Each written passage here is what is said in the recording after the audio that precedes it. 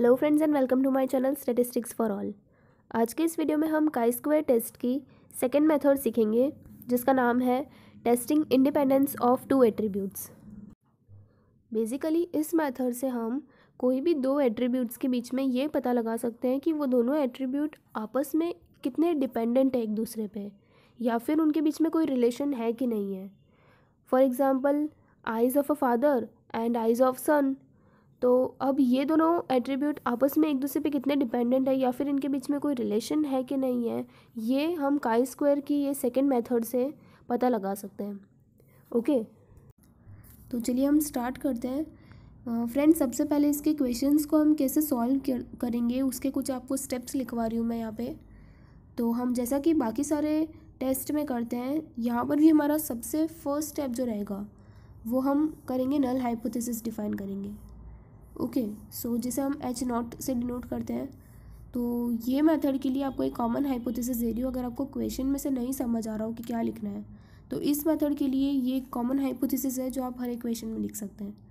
The given two attributes are independent of each other. Okay, हम यही मान के चलेंगे कि क्वेश्चन में जो दोनों एट्रीब्यूट्स दिए हुए वो एक दूसरे से एकदम इंडिपेंडेंट है, दोनों के बीच में कोई भी रिलेशन नहीं है, और else there is no relation between two attributes. दोनों में से आप कोई भी एक हाइपोथेसिस लिख सकते हो। ओके, और फ्रेंड्स यहाँ पे आपको क्वेश्चन में आइडेंटिफाई कैसे करना है कि आपको ये इंडिपेंडेंस ऑफ टू एट्रीब्यूट्स वाली मेथड ही अप्लाई करनी है।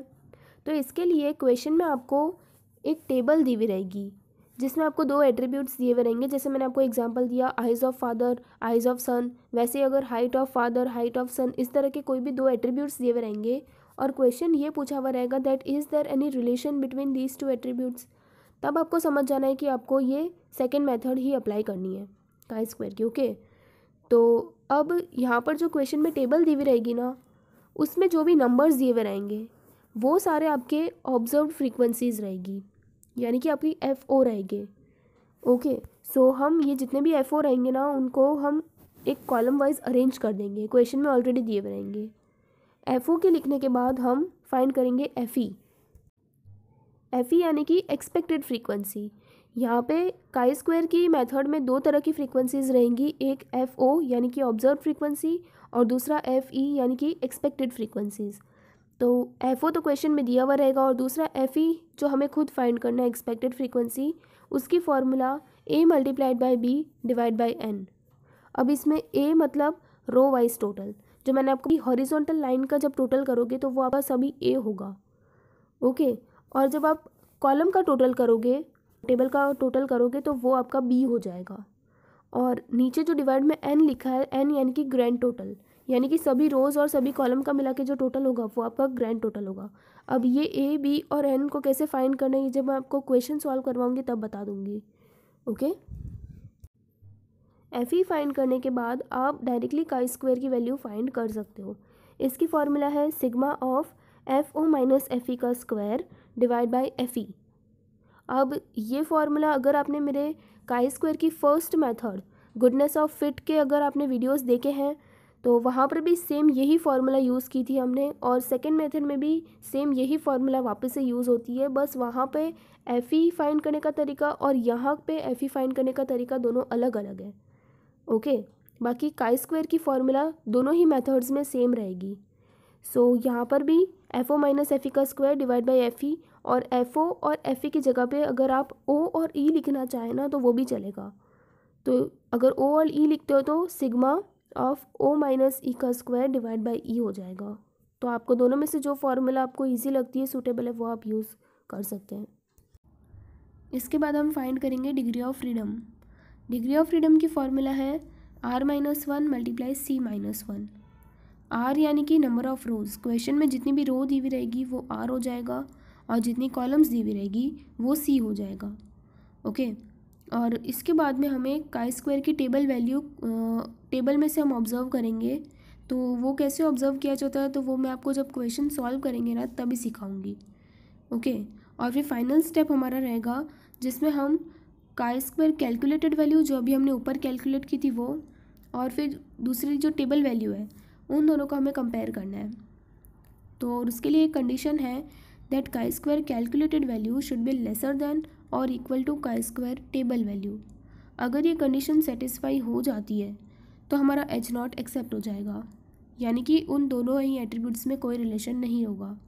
ओके, और एल्स अगर ये कंडीशन सेटिस्फाई नहीं होती है तो हमारा H0 रिजेक्ट हो जाएगा, और उस केस में हम कहेंगे कि येस उन दोनों ही एट्रीब्यूट्स में रिलेशन है, वो दोनों एक दूसरे पे डिपेंड करते हैं। ओके, तो चलिए अब हम एक क्वेश्चन सॉल्व करते हैं। This is our question. Can you say from the following data that the people suffering from different disease select the hospitals according to their disease. अब देखो यहाँ पे क्वेश्चन में आपको टेबल दी हुई है, 2 एट्रीब्यूट्स दिए हुए उसमें। पहला एट्रीब्यूट यहाँ पे हॉस्पिटल है और दूसरा डिजीज़ का है। हॉस्पिटल XY दिए हुए हैं और डिजीज़ 3 दी हुई है, फीवर, TB एंड अदर्स। तो टेबल देख के आप ये समझ सकते होंगे कि यहाँ पे chi-square की सेकेंड मेथड हम यूज़ कर सकते हैं। और दूसरा क्वेश्चन में ये लिखा हुआ है that can you say from the following data that the people suffering from different disease select the hospital according to their disease. यानी कि अगर पीपल को जैसे तबीयत जैसे उनकी डिजीज़ है उस हिसाब से ही वो हॉस्पिटल को सिलेक्ट करते हैं। यानी कि क्या डिजीज़ और हॉस्पिटल के बीच में रिलेशन होता है या फिर नहीं होता है, हमें ये फाइंड करना है। सो आप अब कंफर्म ही हो गए हम कि हमें chi-square की सेकेंड मेथड ही अप्लाई करनी है। ओके, तो सबसे पहले तो यहाँ पर हम टोटल फाइंड करेंगे, रो वाइज भी टोटल फाइंड करेंगे और कॉलम वाइज भी टोटल फाइंड करेंगे। सो देखो फर्स्ट रो हॉस्पिटल X के सामने जो दिए हुए हैं 48 + 10 + 110, इन तीनों का टोटल करके यहाँ पे लिख दो 168। उसके बाद सेकेंड रो 12, 80 एंड 100, इन तीनों का टोटल करके 192 यहाँ पर लिख दो। अब ये जो दोनों ही टोटल आए ना, रो वाइज टोटल आ गए हमारे, इन दोनों को ही हम A और A नाम देंगे। ओके, ये दोनों ही A है।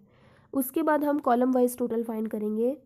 तो फर्स्ट फीवर वाली कॉलम का टोटल 48 + 12 इज़ 60, फिर 80 + 10 इज़ 90, देन 110 + 100 इज़ 210। और ये जो कॉलम वाइज टोटल फाइंड किए हैं उन सबको हम नाम B दे देंगे। ओके, और लास्ट में आपको ग्रैंड टोटल फाइंड करना है N। तो वो कैसे हम फाइंड करेंगे, ये दोनों जो रो का टोटल है ना उन दोनों को ऐड कर दो, 168 + 192, और एल्स आप इन तीनों कॉलम वाले टोटल को भी ऐड करोगे तो भी आंसर सेम ही आएगा। ओके, 360। दोनों में से आपको जो करना हो आप उनका टोटल कर सकते हो। तो ये जो 360 आया वो हमारा हो गया N। ओके, अब फ्रेंड्स मैंने आपको बताया था कि क्वेश्चन में आपको ऑब्जर्व फ्रीक्वेंसी दी भी रहेगी, यानी कि ये जो नंबर्स आपको पहले से दिए हुए थे ये सभी आपके FO है, यानी कि ऑब्जर्व फ्रीक्वेंसी है। तो मैं यहाँ पे टेबल साइड में लिख देती हूँ वापस से, और ये जो भी अंदर वाले जो नंबर्स है, टोटल वाले नंबर नहीं लेने हैं आपको, जो पहले से क्वेश्चन में दिए हुए थे उन सबको मैं FO की एक कॉलम बना लेती हूँ, यहाँ पर हम लिख देंगे।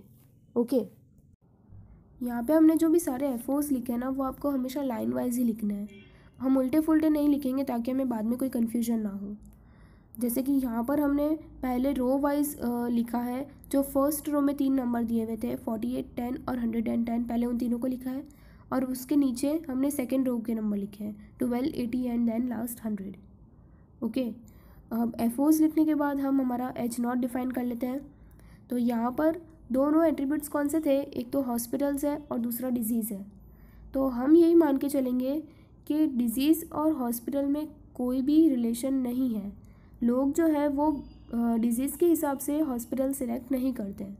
सो हमारा H0 क्या होगा, that there is no relation between disease and selection of hospitals.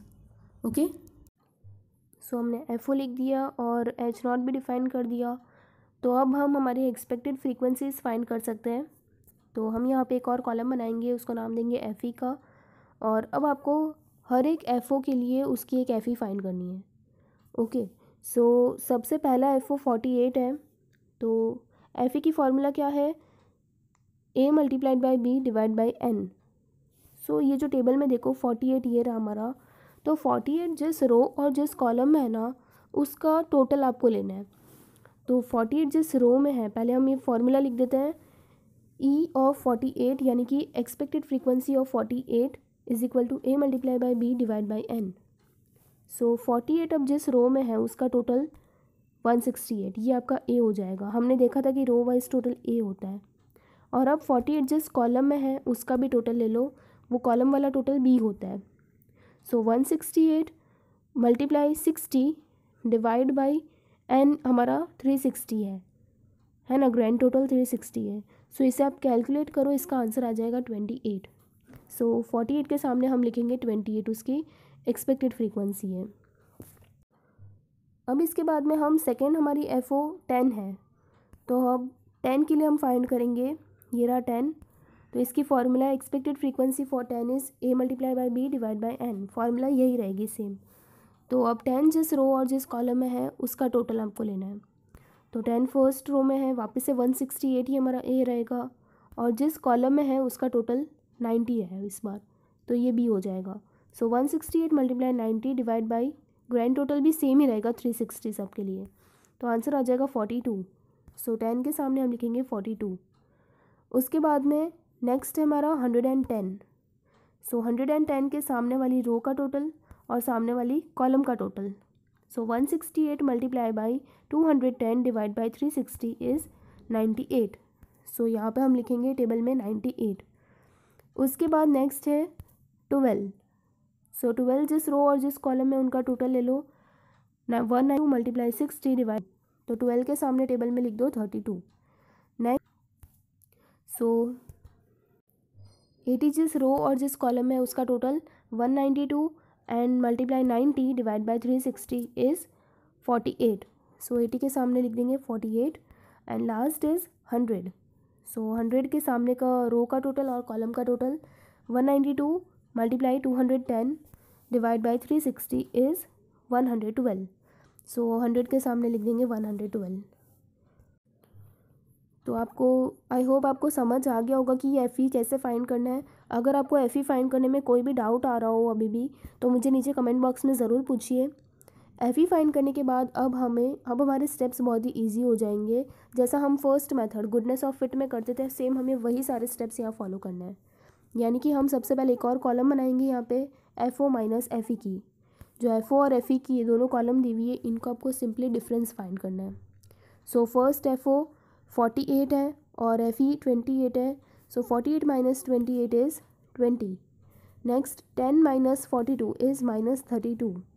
Next 110 minus 98 is 12। Then 12 minus 32 is minus 20। 80 minus 48 is 32 and last 100 minus 112 is minus 12। Difference find करने के बाद आपको ये जो डिफरेंस वाली कॉलम है ना, सेम इसका स्क्वायर निकालना है। ओके, तो अब हम एक और कॉलम बनाएंगे, FO माइनस FE का स्क्वायर करना है आपको। तो ये FO माइनस FE की कॉलम आप ऑलरेडी निकाल चुके हो, सिंपली इसका स्क्वायर करो सभी नंबर्स का। फर्स्ट 20 का स्क्वायर आ जाएगा 400, देन माइनस 32 का स्क्वायर 1024, देन 12 का स्क्वायर 144, देन अगेन 400, 1024 एंड 144। अब इसके बाद एक लास्ट कॉलम निकालनी है, FO माइनस FE का स्क्वायर डिवाइड बाई FE। देखो न्यूमरेटर में FO माइनस FE का स्क्वायर है, इसकी कॉलम हम ऑलरेडी फाइंड कर चुके हैं, और FE डिनोमिनेटर में है, उसकी भी हमारे पास कॉलम है। तो सिंपली इन दोनों कॉलम को आपको डिवाइड करना है 29। Next 1024 divide by 24 is 24.38। Next 144 divide by 98 is 1.47। Then 400 divide by 32 is 12.5। Next 21.33 and last is 1.29। अब फ्रेंड्स, ये जो लास्ट कॉलम फाइंड की है उसका आपको टोटल फाइंड करना है, 75.26 आ जाएगा। और ये जो टोटल होता है ना, वही आपकी एक्चुअली काई स्क्वायर की वैल्यू होती है। देखो काई स्क्वायर की फॉर्मूला क्या थी, sigma of FO minus FE का square divide by FE। So FO minus FE का स्क्वायर डिवाइड बाई FE की हमने कॉलम फाइंड की, और उसका आपको समेशन लेना है, यानी कि उस पूरी कॉलम का टोटल जो था वही आपका काई स्क्वायर की कैलकुलेटेड वैल्यू होगी। सो यहाँ पे आ जाएगा 75.26 calculated value of chi square. Now we will find degree of freedom. So इसकी फॉर्मूला क्या है, R-1 मल्टीप्लाई C-1। सो अब R नंबर ऑफ़ रोज़ कितनी है यहाँ पर, तो देखो 2 रो दी हुई है, एक हॉस्पिटल X की रो दी हुई है और दूसरी हॉस्पिटल Y की रो दी हुई है ना। तो रो हमारा 2 हो जाएगा, सो 2 - 1। और फिर कॉलम 3 दी हुई है, 3 डिजीज़ दिए हुए हैं। सो फीवर की एक कॉलम है, टीबी की एक कॉलम है और अदर्स की एक कॉलम है, तो सी आ जाएगा हमारा 3। सो 2 - 1 multiply by 3 - 1, so 1 multiplied by 2 is answer 2 आ जाएगा डिग्री ऑफ फ्रीडम। अब डिग्री ऑफ फ्रीडम फाइंड करने के बाद हमें काई स्क्वायर की टेबल वैल्यू फाइंड करनी है। सो इसे लिखते कैसे हैं, पहले काई स्क्वायर के नीचे हम पहले छोटा सा टी लिखेंगे, यानी कि टेबल वैल्यू है इसीलिए। ओके, फिर कॉमा करके आपको लेवल ऑफ सिग्निफिकेंस लिखना है। लेवल ऑफ सिग्निफिकेंस आपको क्वेश्चन में दिया हुआ रहेगा, जैसे कि 1% या 2% या 5%, 10% इस तरह से। तो अगर क्वेश्चन में दिया हुआ है तो आप डायरेक्टली वही ले सकते हो, और अगर क्वेश्चन में नहीं दिया हुआ है तो आप डायरेक्ट 5% पे अज्यूम करना उसको। ओके, तो यहाँ पे भी हमें क्वेश्चन में लेवल ऑफ सिग्निफिकेंस कुछ भी नहीं दिया हुआ था, इसलिए मैंने यहाँ पे 5% ही लिया है। ओके, तो उस 5% को आप डिवाइड बाय 100 कर देना, सो 0.05 आ जाएगा। तो टी के बाद हमें कॉमा करके 0.05 लिखना है। उसके बाद आप कॉमा करके डिग्री ऑफ फ्रीडम की वैल्यू लिखना। यहाँ पे हमारा डिग्री ऑफ फ्रीडम 2 आया था, तो मैंने कॉमा करके 2 लिख दिया। ओके, अब इसे टेबल में कैसे ऑब्जर्व करते हैं वो देखो। दिस इज़ अवर काई स्क्वायर टेबल। ऊपर मैंने रेड में लिख दिया है कि हमें क्या फाइंड करना है। ओके, तो सबसे पहले तो जो डिग्री ऑफ फ्रीडम है वो आपको ऐसे ऊपर वाली रो में देखना है, 0.05 ये रहा। और उसके बाद 2 जो डिग्री ऑफ फ्रीडम है ना, वो आपको साइड वाली कॉलम में देखना है, 2 ये रहा। अब इन दोनों का इंटरसेक्शन देखो, 0.05 और 2 का इंटरसेक्शन आ रहा है 5.99 पे, तो ये 5.99 हमारी टेबल वैल्यू आ गई काई स्क्वायर की। सो यहाँ पे हम लिख देंगे 5.99 टेबल वैल्यू।